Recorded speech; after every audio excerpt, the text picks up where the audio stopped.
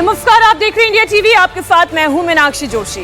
नमस्कार, आपके साथ मैं हूं प्राची पाराशर। सुबह के 11 बज चुके हैं। हम फिर हाजिर हैं धुआंधार खबरों का ताजा तरीन बुलेटिन लेकर। अगले 1 घंटे तक खबर जहां होगी, जैसी होगी, आपको मिलेगी अभी अभी। दिल्ली, मुंबई, लखनऊ, पटना, चाहे हो कोई शहर, हर बड़ी खबर नॉनस्टॉप पहुंचेगी आप तक।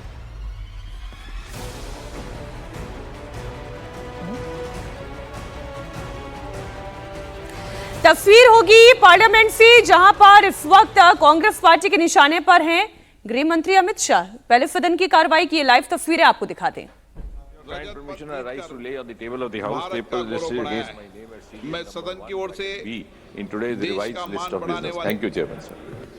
श्रीमान doctor Chandrashekhar पेम्बसानी ji. Honorable Chairman, sir, with your kind permission, I rise to lay on the table of the House the papers mentioned.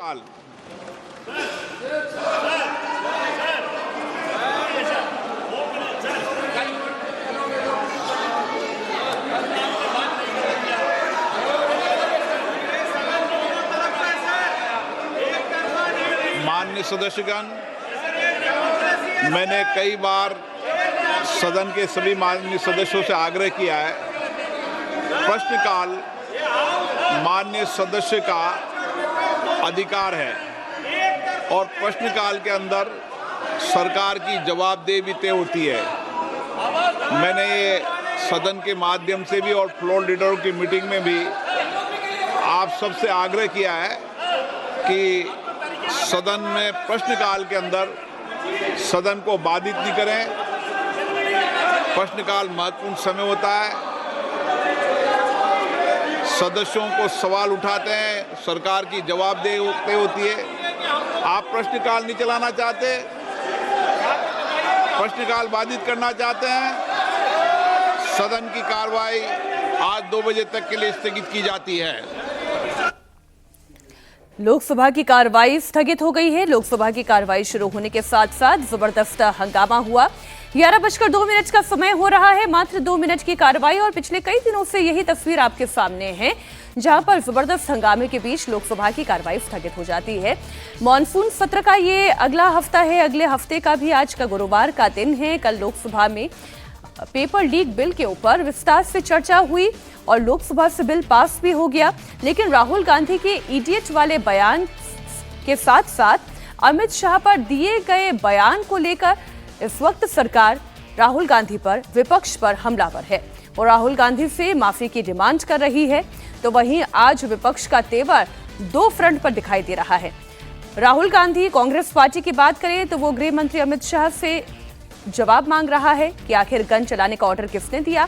तो वहीं समाजवादी पार्टी चढ़ावा चोरी मामले को लेकर हमलावर है। जंतर मंतर पर तो संग्राम थम गया, लेकिन 20 जुलाई को पुलिस एक्शन को लेकर संसद में संग्राम तेज होता जा रहा है। संसद में आज भी इस मुद्दे पर जमकर बवाल हो रहा है। इसकी झलक संसद की कार्यवाही शुरू होने के पहले भी दिखी और शुरू होते ही दिखी। विपक्षी सांसदों ने ऑर्डर किसने दिया के बैनर पोस्टर के साथ संसद भवन में प्रदर्शन किया। राहुल गांधी कल गृह मंत्री अमित शाह का इस्तीफा मांग चुके हैं, तो वहीं बीजेपी राहुल गांधी से माफी मांगने की मांग पर अड़ गई है। वहीं राहुल गांधी ने संसद मार्च के दौरान पैलेट गन के कथित इस्तेमाल को लेकर गृह मंत्री अमित शाह का इस्तीफा मांगा। साथ ही वो कोर्ट की निगरानी में पूरे मामले की जांच चाहते हैं। राहुल ने कल लोकसभा में दावा किया था कि 20 जुलाई को छात्रों पर अमित शाह के आदेश पर फायरिंग की गई थी। राहुल ने जब ये आरोप लगाया तो संसदीय कार्य मंत्री किरण रिजिजू ने उनसे सबूत देने को कहा। आज राज्यसभा में एंटी पेपर लीक बिल पेश हो रहा है। इस पर चर्चा के दौरान राज्यसभा में छात्रों पर पुलिस कार्रवाई के मुद्दे पर हंगामा होने की उम्मीद है। कांग्रेस अध्यक्ष मल्लिकार्जुन खड़गे राज्यसभा में लगातार ये मुद्दा उठा रहे हैं और आज जब इस बिल पर चर्चा राज्यसभा के अंदर की जाएगी तो जाहिर बात है वही सवाल कांग्रेस की तरफ से उठाए जाएंगे जो सवाल कल नेता विपक्ष राहुल गांधी की तरफ से उठाए जा रहे थे। आप देखिए किस तरीके से प्रोटेस्ट किया जा रहा है विपक्षी सांसदों की तरफ से। गृह मंत्री अमित शाह का नाम भी इसमें है। वहीं चढ़ावा चोरी के मुद्दे पर समाजवादी पार्टी एग्रेसिव नजर आ रही है। प्रतीकात्मक तौर पर दान पेटी लेकर समाजवादी पार्टी के सांसद आज दूसरे दिन पहुंचे हैं। कल भी इसी तरीके की तस्वीर देखने को मिली थी और प्रतीकात्मक तौर पर ये आरोप या फिर ये विरोध जताया जा रहा है कि राम मंदिर में चढ़ावा चोरी के लिए जिम्मेदार सरकार को जवाब देना चाहिए। पेपर लीक के साथ साथ समाजवादी पार्टी ये चाहती है कि चढ़ावा चोरी का मुद्दा भी सदन के अंदर गूंजे, इस पर भी चर्चा हो। इसलिए समाजवादी पार्टी के तमाम सांसद लामबंद होकर चढ़ावा चोरी का मुद्दा उठा रहे हैं। तो इसके साथ ही साथ ऑर्डर किसने दिया, ये बड़ा सा बैनर आप देख रहे हैं। ऑर्डर किसने दिया का मतलब सीधा सीधा ये है, जो कल नेता विपक्ष ने कहा था कि छात्रों पर फायरिंग का ऑर्डर अमित शाह ने दिया, गृह मंत्री ने दिया, जिस पर काफी बवाल हुआ था। और आज भी यही बैनर पोस्टर लेकर विपक्षी सांसद संसद परिसर में हैं और इस पर जबरदस्त घमासान देखने को मिल रहा है। जो बैनर पोस्टर है वो भी विपक्षी सांसदों के हाथ में है और आज जब राज्यसभा में चर्चा की जाएगी तो उसमें हंगामे के आसार जताए जा रहे हैं। कल राहुल गांधी ने लोकसभा में गृह मंत्री अमित शाह पर बड़ा आरोप लगाया था। राहुल गांधी ने कहा था कि अमित शाह ने छात्रों पर फायरिंग का आदेश दिया और इसी पर संसदीय कार्य मंत्री किरण रिजिजू ने कहा कि राहुल गांधी संसद में बिना ऑथेंटिकेट किए यानी कि बिना सबूत दिए कोई भी आरोप नहीं लगा सकते। उन्हें सबूत देना होगा या फिर माफी मांगनी होगी। संसद में घिरने के बाद राहुल गांधी ने अपना रुख बदला, एक प्रेस कॉन्फ्रेंस भी की और प्रेस कॉन्फ्रेंस में कहा कि बिना गृह मंत्री की इजाजत के पैलेट गन का इस्तेमाल नहीं किया जा सकता। यह व्यक्ति अमित शाह जी होम मिनिस्टर हैं, पैलेट गन की यूज, लीथल फोर्स की यूज बिना होम मिनिस्टर के परमिशन लिए नहीं किया जा सकता है। हमने भी सरकारें चलाई हैं, हम जानते हैं कि अगर गोली चलाने की बात आती है, पैलेट गन की यूज की बात आती है, तो the last call is the home minister and the prime minister. We know that. तो either the home minister इन्होंने ऑर्डर किया, युवाओं को मारने का ऑर्डर, लाठी चलाने का ऑर्डर, पैलेट गन का यूज का ऑर्डर, या फिर इनको मालूम ही नहीं था। होम मिनिस्ट्री चल रही है, अमित शाह जी कुछ और कर रहे हैं, होम मिनिस्टर को मालूम नहीं कि भैया किसी ने पैलेट गन चला दी, किसी ने मतलब लाठी मार दी, वो किसी और दुनिया में थे। यही दो पॉसिबिलिटीज हो सकती हैं, तीसरी तो हो ही नहीं सकती। तुम्हारा कहना है आइदर पॉसिबिलिटी इनको जाना है। और आइए सीधा आपको राज्यसभा लिए चलते हैं जहां एंटी पेपर लीक पर चर्चा हो रही है। जनहित में एक विषय सदन उठाना चाहता हूँ। हमारी दृष्टि से अत्यंत महत्वपूर्ण स्थान है जो भूटान सीमा तथा कॉरिडोर के निकट स्थित है। वर्तमान में इस क्षेत्र के लोगों को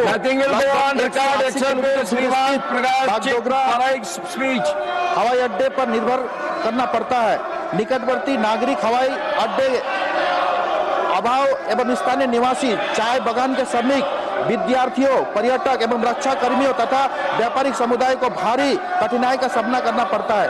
भारत सरकार ने हासीमारा को उड़ान योजना के अंतर्गत चिन्हित किया है। पूर्व में हासीमारा कोलकाता मार्ग का आवंटन भी किया गया, किंतु संबंधित एयरलाइंस की परिचालन बंद होने के कारण यह परियोजना आगे नहीं बढ़ सकी।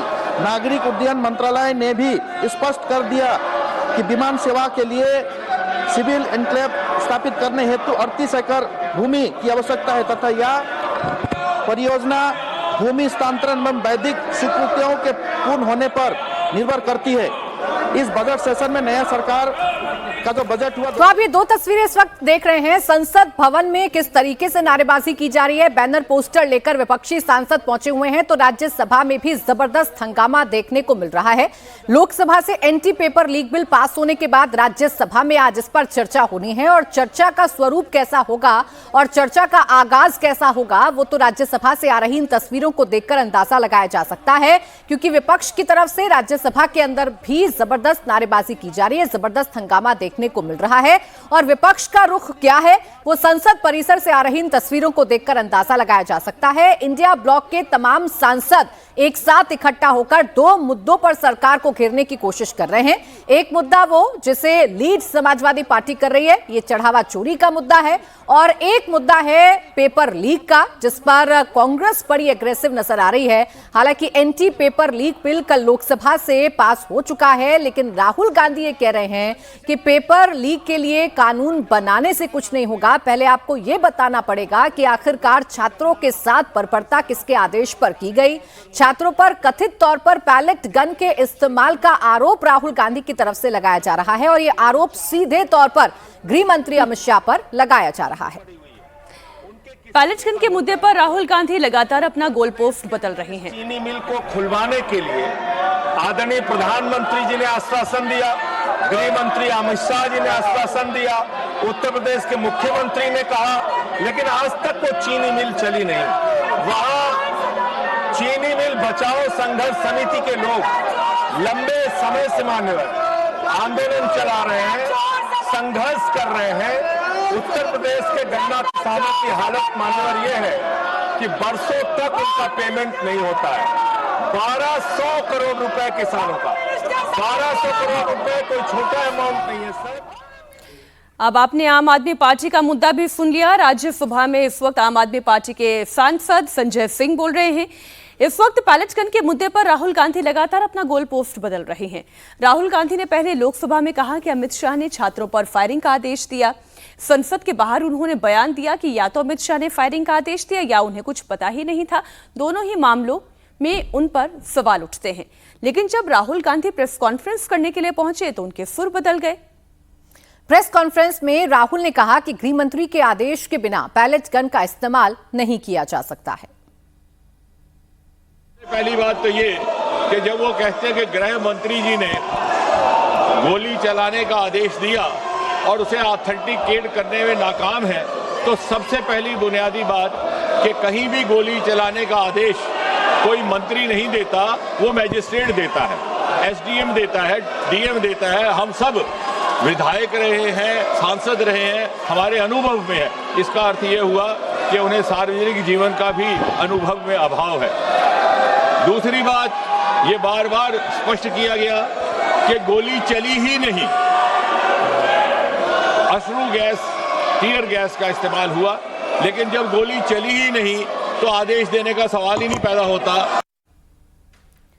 वहीं रामगोपाल यादव का भी सरकार पर अटैक सामने आया। सरकार पर दोहरे मापदंड का आरोप रामगोपाल यादव ने लगाया। कहा कि अयोध्या में गोली चली तो मुलायम सिंह जिम्मेदार, दिल्ली में चली तो प्रशासन ने चलवाई।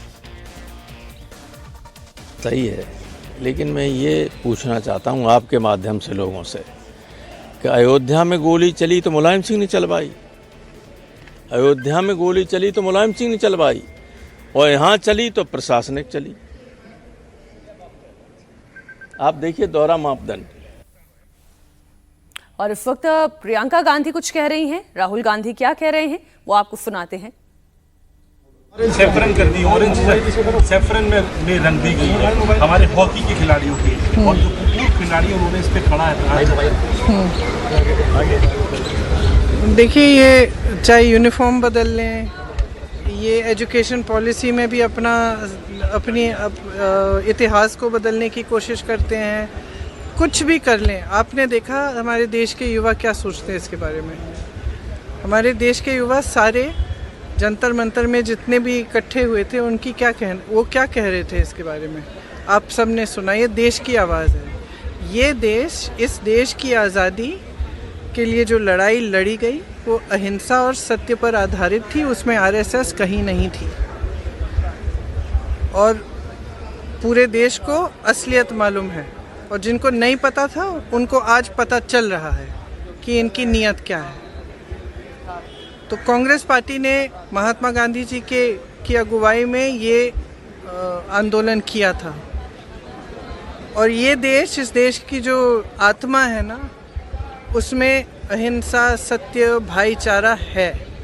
कोई उसे निकाल नहीं सकता। आरएसएस वाले नहीं निकाल सकते, कोई नहीं निकाल सकते। चाहे कितनी भी फूट फैलाएं, कितनी भी हिंसा फैलाएं, कितनी भी घृणा फैलाएं, अंत में इस देश की एक आत्मा है भाईचारे की, आपसी प्रेम की, सबकी एकता की, और वो कोई उनमें से निकाल नहीं सकता। तो प्रियंका गांधी कह रही हैं कि जंतर मंतर पर सच की लड़ाई लड़ी गई। तो वहीं दूसरी तरफ राहुल के समर्थन में सामने आया ममता गुट भी, और कहा कि माफी मांगने का तो सवाल ही नहीं उठता है। सौगत राय ने कहा कि राहुल गांधी ने जो कहा वो ठीक ही कहा है।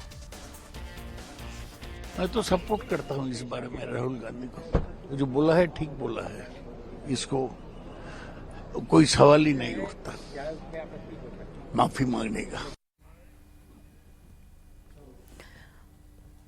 और इस बीच एक और बड़ी खबर आपको दे दें, अमित शाह पर कपिल सिब्बल ने भी अटैक किया है। अभी तक अमित शाह चुप क्यों हैं? उन्होंने पूछा मंजूरी नहीं होती तो कहते गलत हुआ है। पैलेट गन की अनुमति किसी ने तो दी होगी, और वो कौन है, इस पर अमित शाह चुप क्यों हैं? अगर कोई भी ऐसे बंदूक चलाता है, पैलेट गन के द्वारा किसी की इंजरी करता है, तो निश्चित रूप से ये अनुमति तो कोई देता है ना। हाँ, अगर कोई कहता है कि एसडीएम ने अनुमति दी, तो क्या हमारे गृह मंत्री ने कहा कि एसडीएम ने गलत किया? आज तक कोई बयान आया गृह मंत्री का? नहीं आया ना। क्यों है चुप गृह मंत्री? इससे साफ जाहिर है कि उनकी सहमति से ही ये हुआ है। अदरवाइज वो कहते कि एसडीएम ने गलत काम किया है। एक तरफ तो भाजपा कह रही है कि कोई ऐसा हुआ ही नहीं, कोई पैलेट गन चली ही नहीं। भाजपा के कई लोगों ने ये बात कही ना। फिर जब साबित हो गया कि चली, जब राहुल गांधी ने दिखा दिया कि उनके मुखड़े पे, आंख में पैलेट गन है, बॉडी पे इंजरी है, तो इनको मानना पड़ा। देर राम भक्तों के ऊपर टिप्पणी करने का कोई अधिकार नहीं है। इनके पिताजी कहते थे परिंदा पर नहीं मार सकता, तो अपने आप को देखें। बाबा एक प्रश्न है मेरा, एआईएमएम का राम विरोधियों को राम मंदिर, राम भक्तों के ऊपर टिप्पणी करने का कोई अधिकार नहीं है। इनके पिताजी के। और आगे बढ़ेंगे, अब बात करेंगे 3 राज्यों की 3 सीटों पर हो रहे उपचुनाव की, जहां वोटिंग जारी है। बिहार के बांकीपुर, मध्य प्रदेश के दतिया और गुजरात के मंजालपुर विधानसभा सीट पर पिछले 4 घंटे से वोटिंग जारी है। अभी तक 3 जगहों पर करीब 15% वोटिंग होने की खबर है। बांकीपुर के हाई प्रोफाइल चुनाव में 3,89,000 मतदाता तय करेंगे कि यहां बीजेपी का 1995 से जारी जीत का सिलसिला कायम रहेगा या पहली बार चुनाव लड़ रहे प्रशांत किशोर बीजेपी के किले में सेंध लगाएंगे। तो वही एमपी की दतिया सीट का उपचुनाव भी कम दिलचस्प नहीं है। यहां पर मुख्य मुकाबला बीजेपी उम्मीदवार आशुतोष तिवारी और कांग्रेस उम्मीदवार घनश्याम सिंह के बीच है। इसके अलावा गुजरात की मंजालपुर सीट पर बीजेपी के सत्येंद्र भाई पटेल और कांग्रेस के भीखा भाई रबारी के बीच जंग है। आज जिन 3 सीटों पर मतदान हो रहा है, उनमें बांकीपुर बीजेपी के लिए साख का सवाल है, क्योंकि ये चुनाव बीजेपी के अध्यक्ष नितिन नवीन के अपने गढ़ में हो रहा है। इस सीट पर नितिन नवीन और उनके परिवार का एक छत्र राज रहा है। 1995 से बीजेपी इस सीट से लगातार जीतती आ रही है। पहले नितिन नवीन के पिता 1995 से 2005 तक रहे और फिर 2010 से उनके बेटे नितिन नवीन लगातार जीतते रहे। और अब बीजेपी ने इस सीट से युवा नेता नीरज कुमार सिन्हा पर दांव खेला है। बांकीपुर के लोगों का कहना है कि विकास यहां का मुख्य मुद्दा है। हमारे संवाददाता नीतीश चंद्र ने जब यहां के वोटर्स से बात की तो जेनजी के आंदोलन के असर को लेकर उनकी राय बटी हुई नजर आई। विधानसभा में आज उपचुनाव हो रहा है। बीजेपी के राष्ट्रीय अध्यक्ष नितिन नवीन के राज्यसभा जाने के बाद ये सीट खाली हुई। हमारे साथ वोटर हैं जो वोट डाल के आ रहे हैं। वोट डाल दिया आपने? हाँ, मैंने डाल दिया है। अच्छा, तो ये बताइए क्या सोच कर डाला, मुद्दे मन में क्या थे? तो मुद्दे तो विकास का ही रहता है। हम लोगों ने पटना का जो विकास देखा है उसी के आधार पर हम लोगों ने वोट कर डालने का निर्णय लिया है। अच्छा, लेकिन यहाँ इस बार प्रशांत किशोर भी चूंकि मैदान में आए हैं, उसके बाद माना जा रहा था मुकाबला थोड़ा दिलचस्प हो सकता है। प्रशांत किशोर ठीक है, वो आदमी सही है जो भी हो, लेकिन अभी तक उनका कोई ऐसा प्रयास सामने नहीं आया जिससे लगे कि वो बिहार के डेवलपमेंट के लिए इसके लिए कोई बात कर रहे हो। वो बात ही कर रहे हैं, मैंने काम नजर नहीं आया है उनका। आपके मन में, महिलाओं के मन में क्या चल रहा है? महिला के लिए बहुत सुरक्षा है, पहले से बहुत अच्छा हुआ है। हम लोग खुशी महसूस करते हैं। हर मामले में हम लोग ज़्यादा लगता है कि ज़्यादा अच्छा हो गया है हम लोग के लिए। लेकिन अभी जो हाल में एक छात्रों का आंदोलन हुआ, उसके बाद कहा गया कि कुछ माहौल बदला है, तो आपको लगता है चुनाव में इनका भी कुछ असर होगा? नहीं, मुझे तो नहीं लगता। उसमें कुछ ऐसे भी आदमी घुसे हुए थे कि जिनका उससे कोई लेना देना नहीं था। बड़ी खबर आपको दे दें, बांकीपुर पटना की शहरी सीट है जहां कई हाई प्रोफाइल नेता वोट डालने के लिए पहुंचते हैं। आज बीजेपी सांसद रविशंकर प्रसाद ने बांकीपुर में वोट किया। उनसे बात की इंडिया टीवी संवाददाता नीतीश चंद्र ने।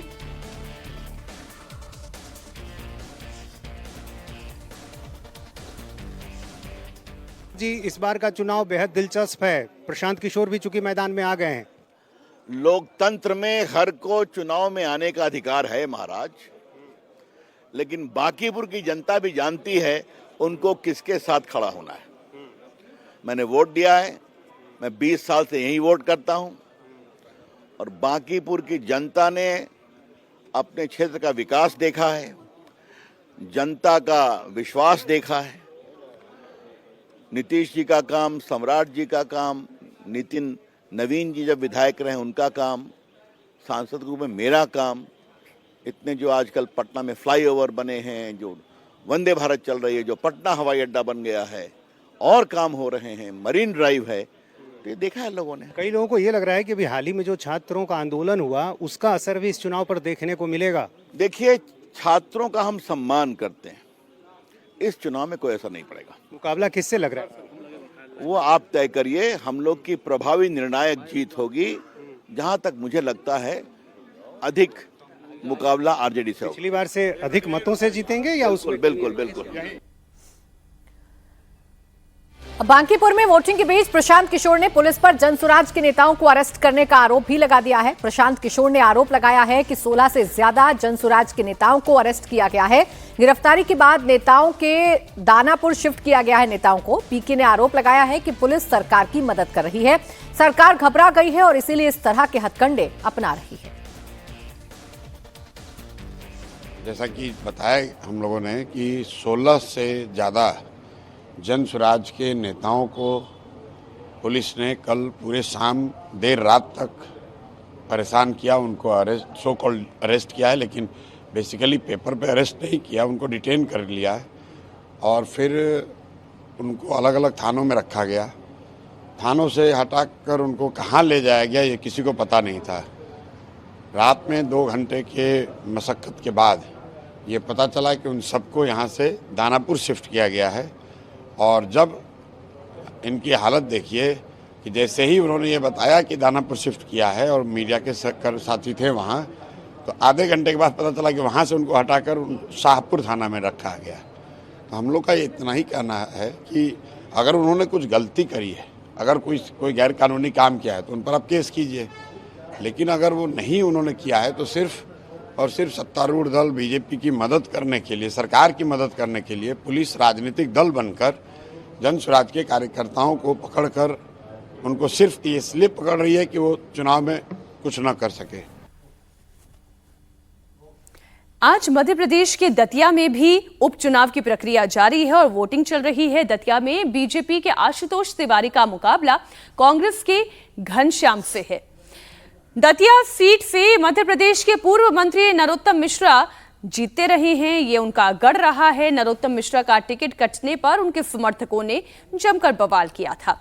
आज नरोत्तम मिश्रा ने बीजेपी की जीत का दावा कर दिया है। कांग्रेस का ये हताशा का, निराशा का परिचय है। जब वो हारती है तो कोई ना कोई आरोप तो लगाती ही है। भारतीय जनता पार्टी और भारतीय जनता पार्टी के द्वारा किए गए विकास के पक्ष में मतदान करेगी जनता।